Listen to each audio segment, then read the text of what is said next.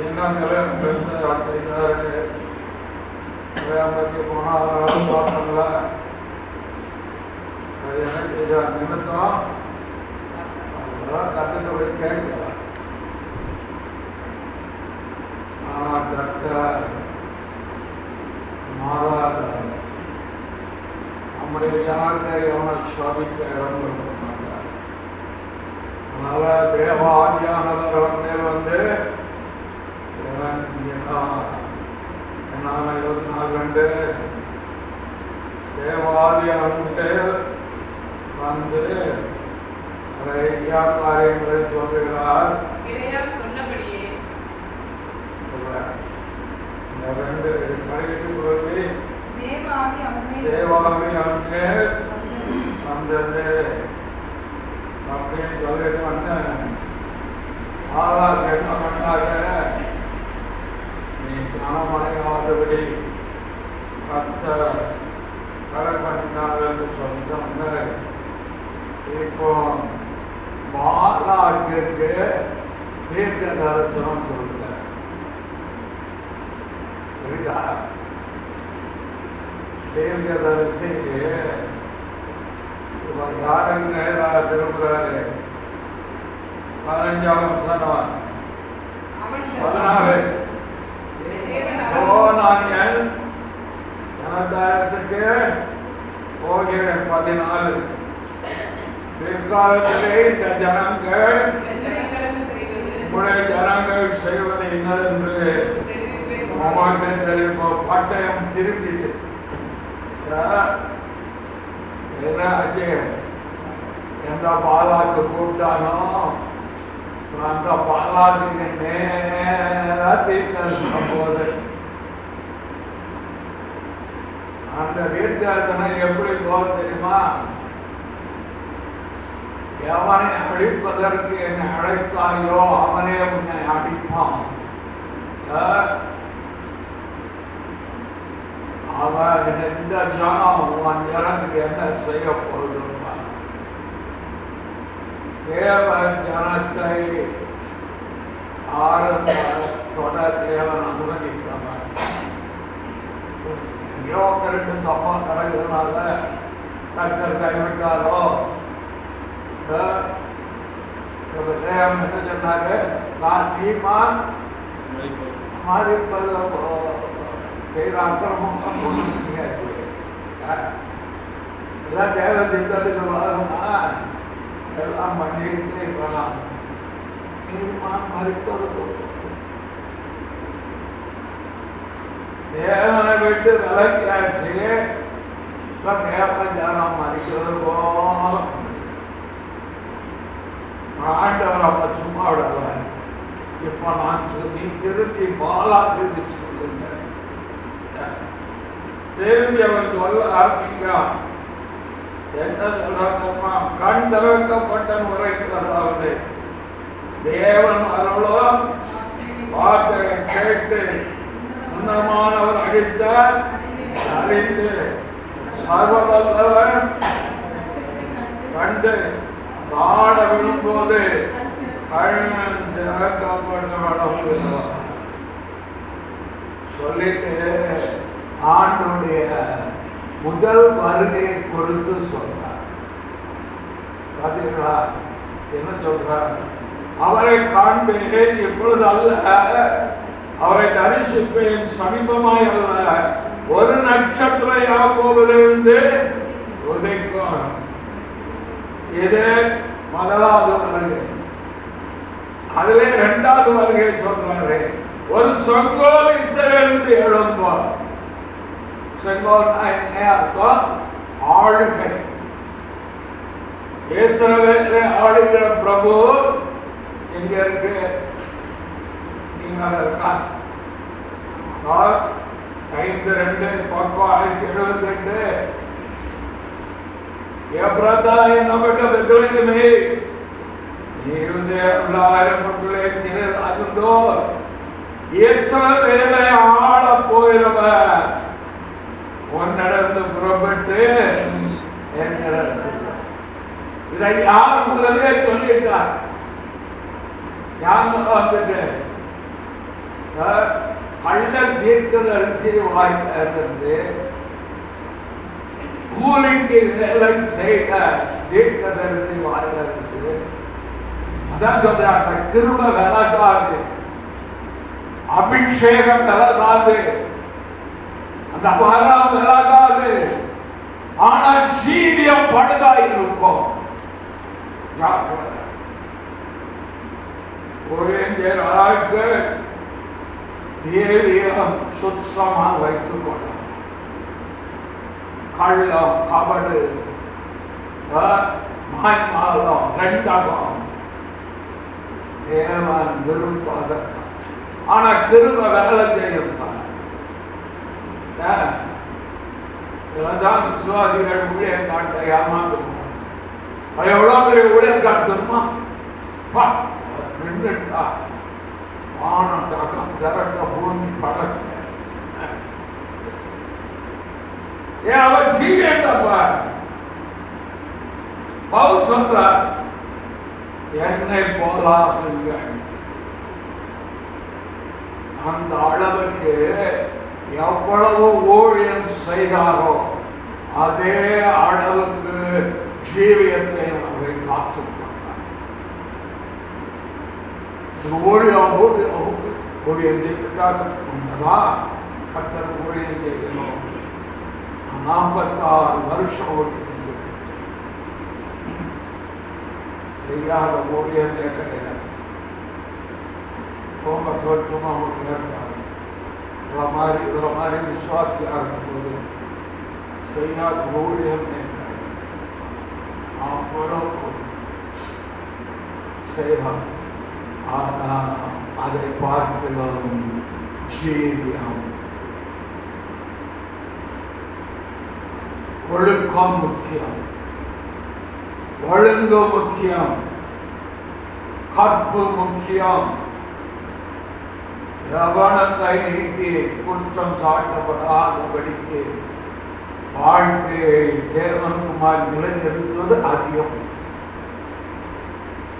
நிறைய பாடம் தெய்வத்தை குறித்து அறியலாம், தேவனை தேவனுடைய கிரியைகளை குறித்து அறியலாம். ஆனால் பயப்படுகிற அவன் யாரை குறித்து சொன்னார்? இயேசு கிறிஸ்துவை குறித்து, ஆண்டவரை குறித்து ஒரு நட்சத்திரம் யாக்கோபிலிருந்து உதிக்கும். இதான் முதல் அவர் பாருங்க ரட்சகர். இரண்டாவது நியாயாதிபதியாக இருப்பார். ஒரு செங்கோலின் சிலருந்து எழுப்புகிறார். எப்படி ரெண்டை ஆண்டவர் கனெக்ட் பண்றார் பார்த்தீங்களா? ஒரு பக்கம் ரட்சகர் எனக்கு, இன்னொரு பக்கம் நீதி உள்ள நியாயம். ஒரு பக்கம் அவர் அன்புள்ளவர், இன்னொரு பக்கம் நீதியை எதிர்பார்க்கிறது. ஒரு காயினுக்கு 2 பக்கம் இருக்க மாதிரி ஆண்டவருக்கு 2 பக்கம் இருக்கு. நம்ம விசுவாசிக்கும் ஊழியக்காரனுக்கு 2 பக்கம் இருக்கு. ஆராதனைக்கு வந்தா ஒரு பக்கம் பக்திமான, 6000 வெளியே போயிட்டா சொல்ல வேண்டாம். நம்ம வாழ்க்கை எப்படி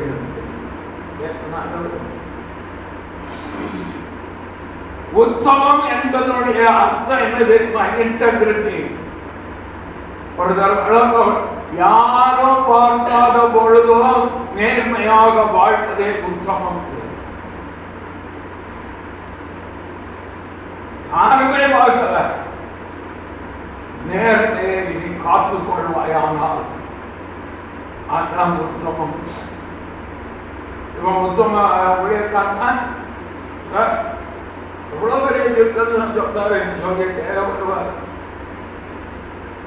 19 யாக்கோபிலிருந்து தோன்று ஒருவர் ஆளுகை செய்வார்.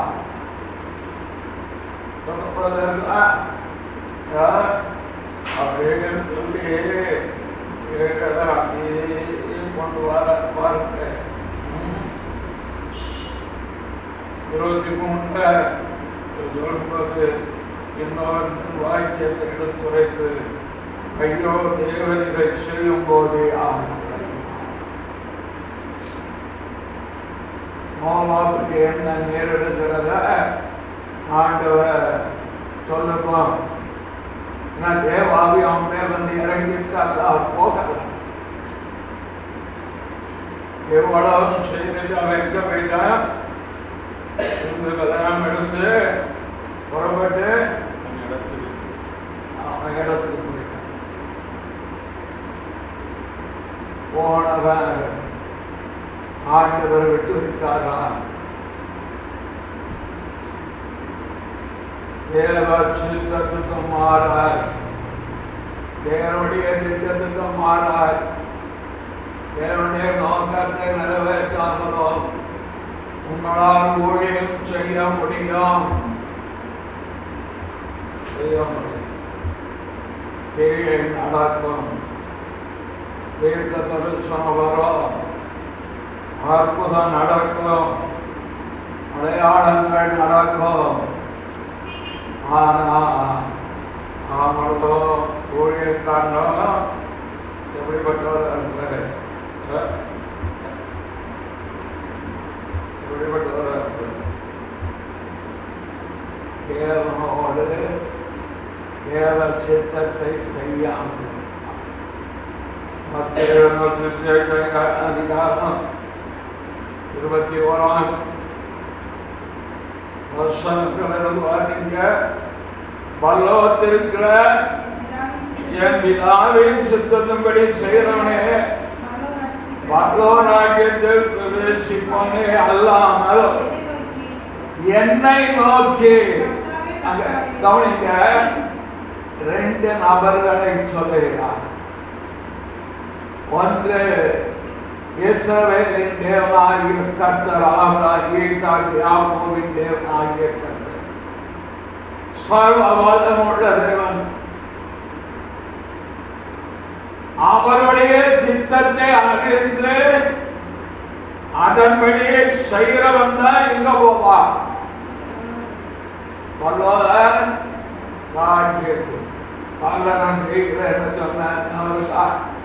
நமக்கு நியமித்த ஓட்டம் அது கொள்ள நின்று வரணும். அது தேவ சித்தம். கொள்ள நின்று அப்படி செய்யாமல் என்னை நோக்கி ஆண்டவர் இயேசு கர்த்தராய் இயேசு நோக்கி குமாரனை நோக்கி கர்த்தாவே கர்த்தாவே என்று சொல்லுகிறவர் கர்த்தாவே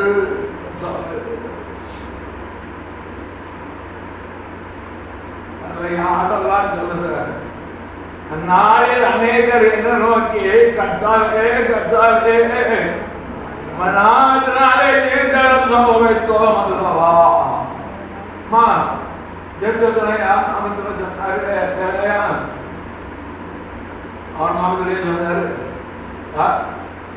சர்வரை கண்டு கண்டிருக்கப்பட்டவன் உரைக்கிறாவது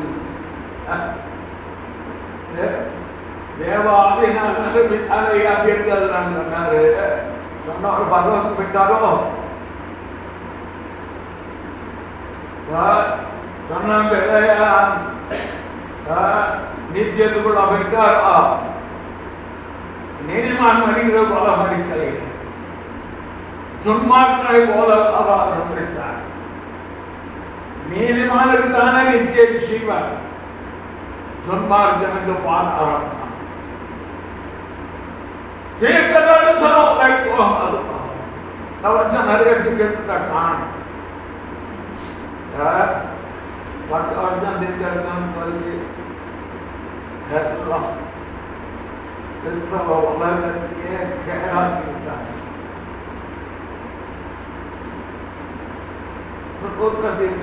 பெரிய பெரிய ஆட்கள் வாயை தரமாங்க திறந்தனா ரோசி பிரிச்சு அஞ்சு போட்டு அச்சுமா சாந்தம் வச்சு செய்யுது. திரும்ப சொல்லமா அதுக்கு மேல போட்டு என்ன மாதிரி ஆட்கள் உங்களுக்கு போட்டு விட்டுருவோம், ஒத்துக்கை போடுவோம். போன வருஷம் சொல்ல நிறைவேறிச்சாரு. 2024 ஆணையாகும் பூனையாகும் ஒன்று நடக்க. இந்த வருஷம் திறப்ப திறந்து சொல்லுவ, பயப்படுறாங்க. கர்த்தர் சொன்னால் சொன்னார், உங்க நாமத்தினால் தீர்க்க சொல்லிட்டார். நான் சொன்னதையா நீ சொன்ன, புரியுதா? அதான் தொழில் ரகசியம். நான் சொன்னதை நீ சொன்னியா இல்லைய? உன் மனதின் ஆவி ஏறதுனால என் பேர தெரிவிக்க அவ்வளவுதான். கர்த்தர் சொன்னா, எந்த கர்த்தர் சொன்னா? கன்னி மரியாளின் மைந்தனாகிய தேவகுமாரன் ஆகிய கர்த்தராகிய இயேசு கிறிஸ்து சொன்னாரா? சொல்லு. இந்த கர்த்தர் சொன்னார். ஏகப்பட்ட கர்த்தாக்கள். நாசனாகிய இயேசு கிறிஸ்து தேவகுமாரன் கன்னி மரியாளின் மைந்தன் ஒருவரை. அவர் அப்படி சொல்ல மாட்டார். நம்ம ஆண்டு போய் சார் வருமா? அவர்கள் எவ்வளவு இருள் இல்லை. என்கிட்ட ஒண்ணு சொன்னா அதேதான் இவர்கிட்ட சொல்றேன்.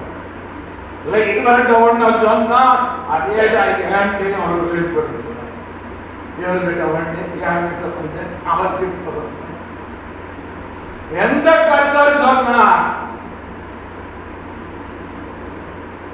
தேவகுமாரன் ஆகிய கர்த்தராகிய இயேசு கிறிஸ்து மரித்து உயிர்த்தெழுந்து பொந்தி பிலாத்தின் காலத்தில் நல்ல அறிக்கை பண்ண இயேசு ஆகிய கர்த்தர் சொன்னாங்க. சொல்லுங்க, கிணறு இருப்பான். கர்த்தர் கிணறை அவருடைய காப்பனம். அவருடைய நாமத்தை நான் சொல்லியாக வாய்ப்பு வந்தான். நம்ம ஆட்களும் உடனே கண்ணமும் ஏதாவது தெரிஞ்சா எடுத்து கல்பா தெரிஞ்சுப்போம். உடனே தெரிஞ்சதா அது தெரிஞ்சு வசனம் தெரியுமா? சத்தியம் தெரியுமா? உபதேசம் தெரியுமா? தெய்வத்தை தெரியுமா? உன் ரட்சகனை தெரியுமா? அது தெரியாது. சொப்பனம் தெரியும், அர்த்தம் தெரியும். சரி, அடுத்து உமது நாமத்தினால் விசாரிச்சுகளை நாமத்துக்கு சொன்ன நடக்கத்தான் தெரியும். நாமத்தில் அதிகாரம் இருக்கு. அடுத்தது நாமத்தினாலே அநேக அற்புதங்களை செய்தோம் அல்லவா?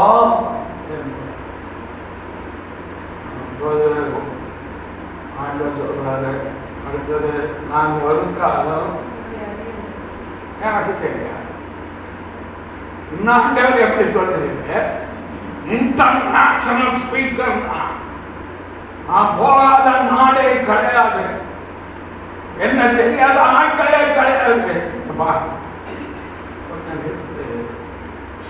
அது பூகோள் அதான அர்த்தம். எனக்கு ஒன்று தெரியாது. பயந்து பயந்து ஊர் வச்சு ஏன் தெரியுமா? ஏவ சித்தத்துக்கு மாறா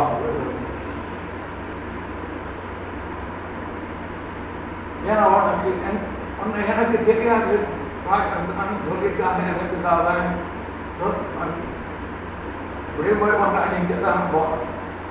ஏன் இருக்கலாம் ராஜரத்னம் நாட்டம் கொடுக்கணும் வந்து நிற்போம். ராம தேவதூதான் வாசிக்கான்னு வச்சுக்காங்க. ராஜரத்னா அப்பா பேர் ஜானாபுரகான் அப்படின்னு நம்ம ஆட்கள் போன பார்த்துட்டாங்க. ஆண்டவரே நான் இத்தனை வருஷம் ஊழியம் செய்யும் அதை பண்றேன் எனக்கு தெரியாது அப்படின்ட்டாங்கன்னா எங்க போனீங்க? பாம்பு கண்டதில் பாதுகாப்பு போதான் போகணும். நியாயத்திற்கு நாம் நிலைப்பது போல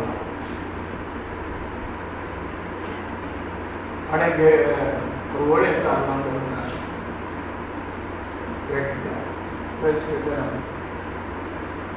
விசுவாசிகளை அற்பமாக எண்ணி போட்டிருந்தது. தங்கமோ எல்லாம் நேரில் என் பிள்ளை, என் மருமகன், என் பேரன், என் பூத்தன் இவன் தான் இருக்கணும். ஒரு விசுவாசியும் நேரில் யாரக்கூடாது அப்படின்னு சொன்னாங்க. வேதத்தில் எங்காவது இருக்காங்க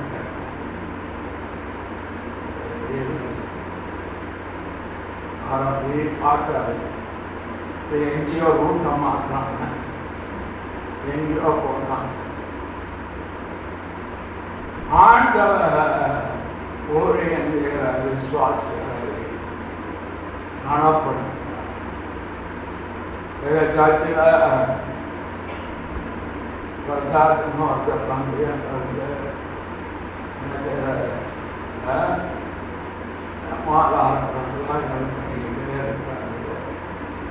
ஒரு நாள் எழுந்திட்டேன்னா அவரை கூப்பிட்டு முன்னால் உட்கார வைங்க. அது விசுவாசி.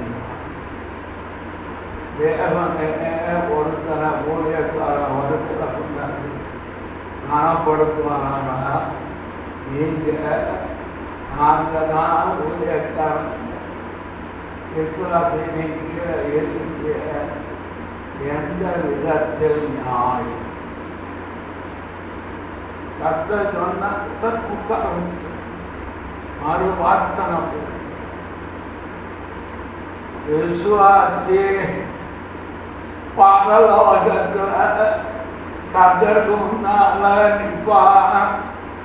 தீர்க்க தரிசனம் ஊழியக்காரன் ஆண்டவர் சொன்னார், தீர்க்கதரிசனம் கேட்டவன் பாதாளத்துல இருக்கான், கெட்டு போய் நீ அங்க போ. ஆண்டவரே பிதாசு, நீ தொலைத்துல பிதாசு ரெடியா அங்க இருக்கான், வச்சாரு. அவர் கேட்கறது பார்த்தா எனக்கே திரும்பதான் வருது. ஆனால் தேவன் யாரை கொண்டும் கிரியை செய்வார். தேவ சித்தத்துக்கு உட்பட்டுட்டானா நிச்சயம் சொல்றவனுக்கு பரலோகத்துல தேவ சித்தத்தை மாத்திரம் அவருக்கு சொன்னாங்க. குடும்பத்தில் நடத்திருக்க, உங்க பேரை நல்ல உத்தமமா நேர்மையா செய்ய, மீதியான நேரம் உங்களுக்கு இருக்கிற நேரத்துல உங்களால் இயன்ற ஊழியத்தை செய்யும். அதற்குரிய பிரதிபலன் உங்களுக்கு வரும். எங்களால் கொடுக்க முடியாது. ஊழியக்காரன் தேவன் வைத்த இடத்துல இருக்கிற கால சொன்ன பவுலு பர்னபா, நான் அழைத்த ஊழியத்திற்கு விருத்தோட வந்துட்டாங்க. ஊழியனாக்கா இருந்தது. கடையில மார்க்கு யார் தெரியுமா? பேருக்கு ரிலேட்டிவ், பேருடைய சொந்தக்காரன் புறாவை இதை வைத்து அந்த மார்க்கால 2 பேருக்கு சண்டை பெரிய சண்டை வந்த உடனே சொன்னேன், கோபம் கொண்டாலும் கோபம் வந்தோடனே தேவன் அழைத்த அந்த அழைப்பையே அவன் மறந்துட்டான். தேவன் ஒரு விசை சொன்னதை 2ஆம் விசை பார்த்து திருத்த மாட்டார். 2 பேரையும் சேர்த்து வந்து ஊழியத்தை நான் நடத்திருக்கும் போது உன் பரவத்தை அவன் சொந்த ஊருக்கு போயிட்டான். யாரு?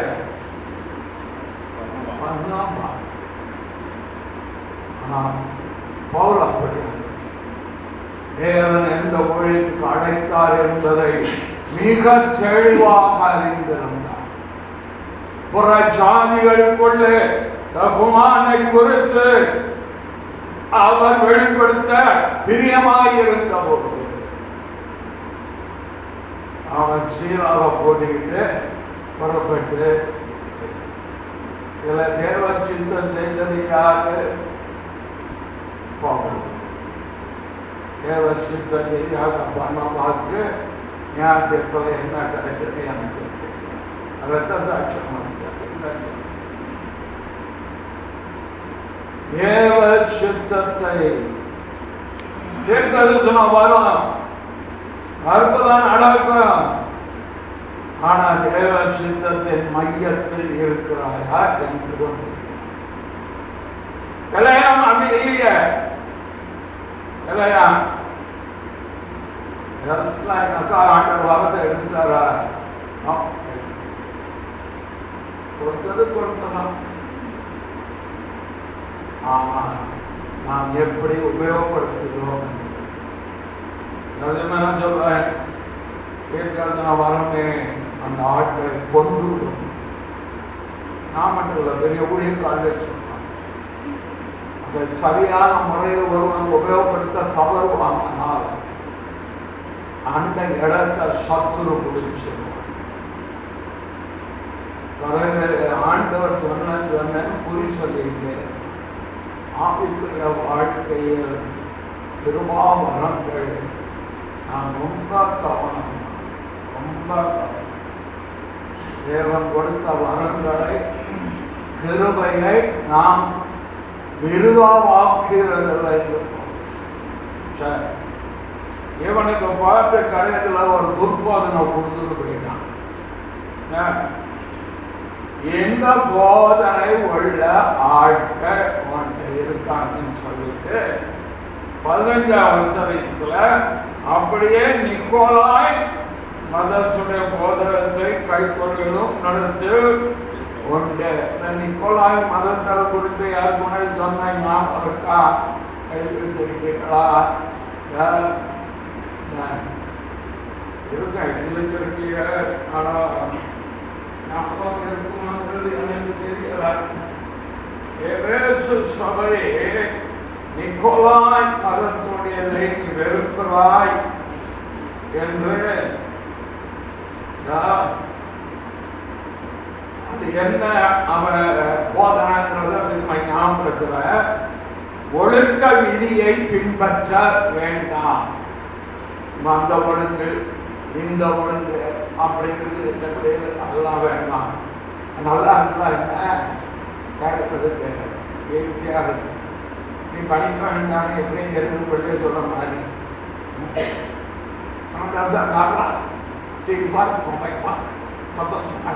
நீ படிக்க வேண்டாம் அப்படின்னு சொல்லணும். ரெண்டாவது, கிரேக்க ரோம உலகத்தோடு ஒத்துவாள். உலகத்தோடு ஒத்து போட்டான். அதை சாமி கும்பிட சொன்னா நீ என்ன செய்ய? வந்து வீட்டியா சாப்பிடாட்டு சாப்பிட்டு புறம் தூக்கி அப்படின் போட்டுவான்.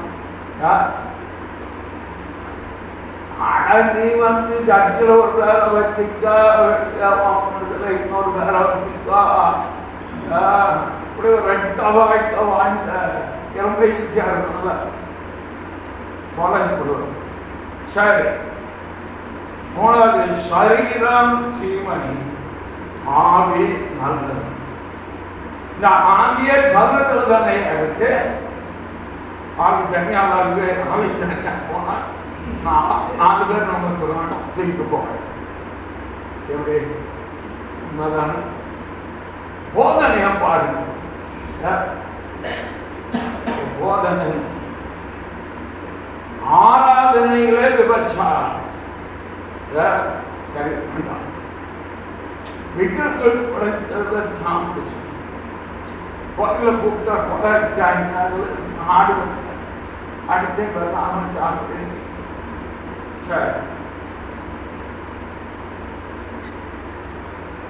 கட்டுப்பாடற்ற வாழ்க்கை, எல்லாம் கேட்க நல்லா இருக்கிறார். இஸ்ரவேல் ஜனங்கள் கானானியர்களோடு கூட தங்களை இணைத்துக் கொண்டதற்கு காரணம் என்ன தெரியுமா? நியாய பிரமாணத்தை எடுத்து பார்த்தீங்கன்னா நம்ம என்ன சாப்பிடணும், என்ன சாப்பிடக்கூடாதுன்னு கூட இருக்கு.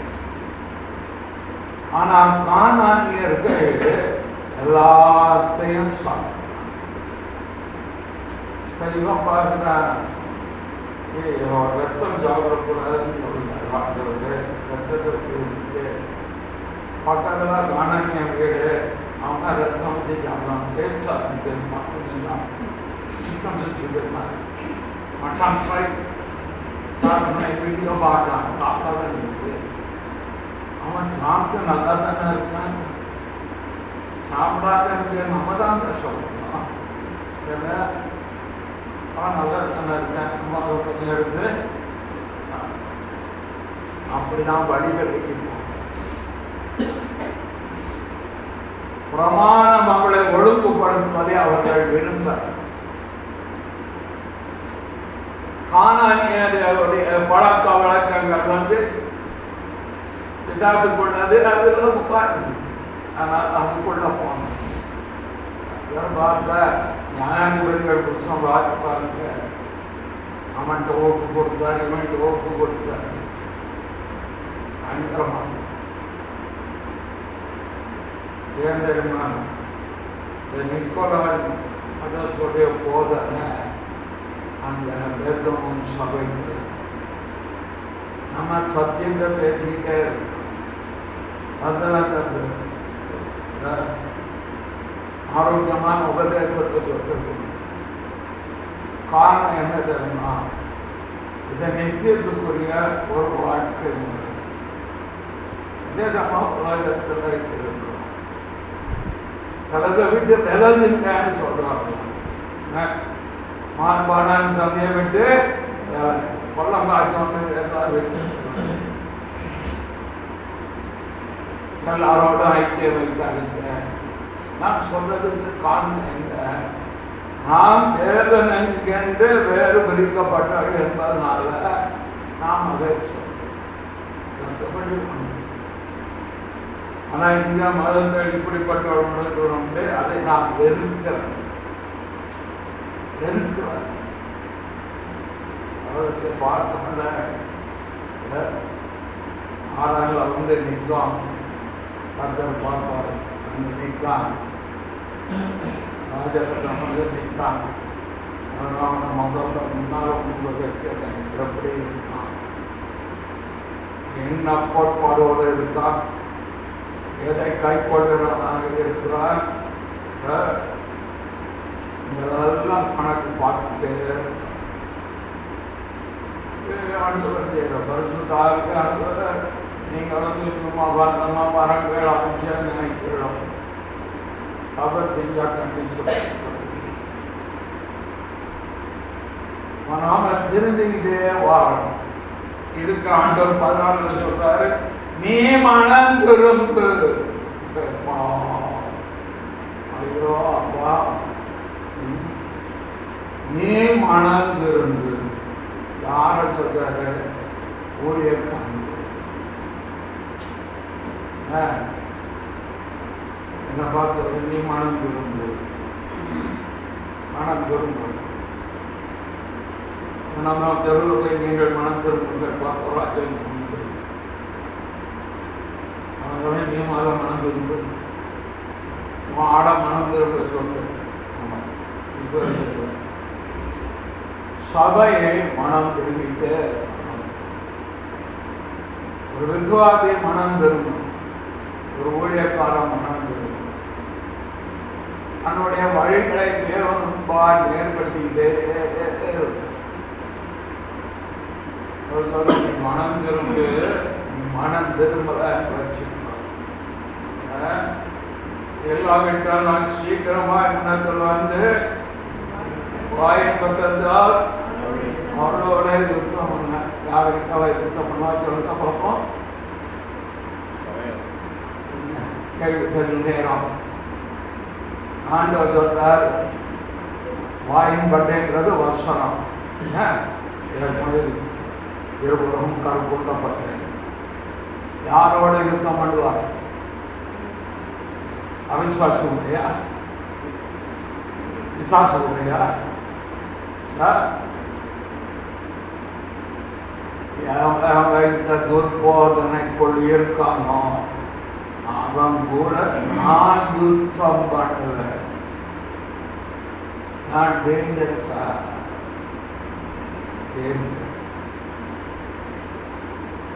நான் யுத்தம் பண்ண எதுக்கு ஒரு யுத்தம் பண்ற நடக்கணும் வேண்டாம். ரெண்டு பேருக்கு யுத்தம் நடக்கணும் 2 நாள். செகண்ட் வேர்ல்ட் வார் யுத்தம் நடந்து தெரியுமா? நான் தொடர்ந்து இருக்க மாட்டேன். அதுவாக ஹிட்லர் இன்னொரு பக்கம் சர்ச்சில். ஆக்சுவல் சர்ச்சில் தான் லீடர் ஆக்சிஸ் சர்ச்சில் தான் மெயின். ஹிட்லர் சொல்றான் ஒன்றை செய்யக்கூடுமானால் அது ஹிட்லர் மட்டுமே செய்ய முடியும். சாதிக்கக்கூடியவன் ஹிட்லர் மாற்றம் என்ன சர்ச்சை எழுதுகிறார். ஒன்றை செய்யக்கூடுமானால் அது உங்களால் தான் கூடும். உங்களை வைத்துதான் முடியும். அதுல யார் தெரிஞ்சிருப்பா? சர்ச். யுத்தம் நடந்தது. அந்த யுத்தத்துல மரித்தவர்கள் உண்டு, சிறைப்பட்டவர்கள் உண்டு. ஆண்டவர் யுத்தம் பண்றது அழிக்கிறதுக்கு அல்ல, அழிக்க மாட்டேன், அழிக்கிறதுக்கு அல்ல, ரட்சிக்கவே வந்து வசனத்தை வச்சு ஆண்டவர் சிறைப்படுத்துவார். சிறைப்பட்டவரை சிறைப்படுத்திக் கொள்ளும்படிக்கு, அடிமைத்தனத்துக்கு உட்பட்ட யாவரையும் விடுவிக்கும்படிக்கு ஆவியானவர் அதான் கேள்வார். வசனத்தை அனுப்பி யார் யார் இந்த மாதிரி இருக்காங்களோ அதை பூரா ஜீவிக்கிட்டே போவார். ஒரு சந்திக்கு வருகிறார் நண்பருடைய ஜட்ஜி அவரு இருப்பாங்க. எனக்கு முதல் வருவார். அவர் அப்படியெல்லாம் முதல் அவர் இவருக்கு வந்து என்னத்த பேரு ஜட்ஜி அப்போ ஒரு பெரிய ஜட்ஜை கட்டியிருக்கோம். எனக்கு ஒரு முந்து ரொம்ப நாள் என்ன நான் அவங்க உள்ளத்துல இருக்க தெரிஞ்சிடும், உள்ளத்துல இருக்க தெரிஞ்சிடும். நாங்க வந்து என்னத்தை பெருசா செஞ்சிட போறோம்னு நினைக்க ஒரு திருப்ப தெரிஞ்சாரு. அம்பட்ட வேலை பார்க்க என்ன வேலை? முடிவெடுக்கிறவன் வேலை பார்க்கணும். உனக்கே தெரியாம ஊழியத்துல சபைக்குள்ள அங்கங்க தீமை முளைச்சிருக்கும். இதை போல கர்த்தர் தம்முடைய வாழ்க்கை கொண்டு சீர்படுத்துவார். அதுக்குதான் வந்திருக்கேன். அன்னைக்கு பிரசன்ன அடிக்கல சாயங்காலம் ஆட்கள் உட்காந்துச்சு. அதுதான் நல்ல நாள நீங்க பேசுனீங்க, நாங்க சட்டாயிட்டோம். சரிதா? வார்த்தை கொண்டு சீர்படுத்துவார், அழிப்பதற்காக. ஆண்டவர்கள் நான் யுத்தம் பண்ணுவேன், நீ சும்மா இரு, நான் பார்த்துக்கிறேன். நீ சொல்லி கேட்கலையோ, நீ சொல்லியோ கேட்கலையா, நீ விடு, ஏன் கவனிக்கிறேன், நான் பார்த்து சபையை போஷித்து காப்பாங்க. நான் எழுதுமே அந்த வரை நான் சொல்லி பார்த்துட்டேன். கேட்க மாட்டேன். என்ன கேட்கணும்? நீ சும்மா இருக்கலாம். ஆனால் உண்மை சொல்ல ஏன் நீங்கள்லாம் ஏற்றுனால் மீட்கப்பட்டு அவர் உங்களை மீட்டு வச்சிருக்க கைப்பண்ண எங்ககிட்ட மேய்க்கப்பட்டு அப்போ அவங்க கேட்கறது ஆழத்தை முடிச்சு அவங்களை நடத்தவர்கள் எடுத்துக்கிறது. ஆனால் என் அம்மாலாம் முடியாது. நீ பார்த்து நான் பார்த்துக்கிறேன். நீ சும்மா எவராக இருந்தாலும் ஒப்பு கொடுத்து ஊழியராக இருந்தாலும் சரி, ஊழியர்களாக இருந்தாலும் சரி, பட்டம் என்னெல்லாம் அவர் வழியில் யுத்தம் பண்ணார். சீர்படுத்த ஆரம்பித்தார். அவர் சீர்படுத்துறாரு தெரியாத நமக்கு தெரியும். அதை காமிச்சு கொடுத்துருவாரு. நம்ம மண்ணை நீ சும்மா அப்படியே சொல்லலாம். குறைந்து கரெக்டாக கீழே இறங்கும். நித்தியத்திற்காக அழைக்கப்பட்டவர்கள் கொஞ்சம் ஏதோ இந்த ஒரு வீடு, ஒரு வேலை, ஒரு காரு, ஒரு மதிப்பு, அதுக்கு அன்றாடம் நித்தியத்தோடு நான் கேட்க ஊழியம் உலகத்துக்கு அதே நித்தியத்துக்காக பேசி சுவிசேஷ வேலைக்கு போனோம். எல்லாம் வந்தீங்க, பிரகாசிப்பார், எதற்காக வேலை செய்யுங்க? நித்தியத்துக்கு கதைச்சிட்டு வந்திருக்கோம் வேலை. அதனால பெத்தமும் சபை பார்த்து நீ மனம் திறந்து இல்லைன்னா நான் இறங்கிறேன். யுத்தம் நான் பண்ணுவேன். ஆண்டவர் இறங்க எப்படி ஆகுதுன்னா எல்லாம் அனுபவிச்சதுனால தான் நான் ஜாக்கிரதையாக இருக்கேன். சும்மா இல்லை, ஆண்டவர் இறங்கும். அதனால்தான் சத்தியத்தை சத்தியமா சொல்லிட்டு தனிப்பட்ட ஜீவியத்திலையும் சொல்றேன், சபைகளையும் சொல்றேன், வர்ற ஊழியக்காரங்களும் அதான் சொல்றாங்க. மரணம் வாயிலிருந்து தீர்க்கதனமா வந்துடுது. ஆண்டவர் தன் வாய், ஏன்னா வாயின் பட்டயத்தால் அதான் வசனத்தை வச்சுதான் சொல்றார். அது உங்களை வெட்டும் செய்து கொடுக்க என்னையும் வெட்டும். ஒரு முறை ஒரு ஊழியர்கார சொன்னார், என்ன பரிசுத்தம் துக்கமா இருக்கீங்க, சந்தோஷம் இல்லையா? நான் சொன்ன பிரச்சனை நல்லா. ஆமா, அதுலேருந்து மனசு சரி. என்னன்னா நீயே அந்த மனுஷன் பேசின சூப்பரான ஆண்டவர் இறங்கணும்னு சொன்னாரா, நீதான் அந்த மனுஷன். எப்படி பிரசங்கம் ஒரு மணி நேரம் வேறு கத்துடைய ஆதியானவர் சொன்னாரா, நீதான் அந்த மனுஷன். அதை சீர்படுத்துறதுக்குள்ள பக்கத்தால் அந்த ஒரு சமாதானம் பட்டயம் 2 பக்கம் பட்டவாச்சு. பிதாவே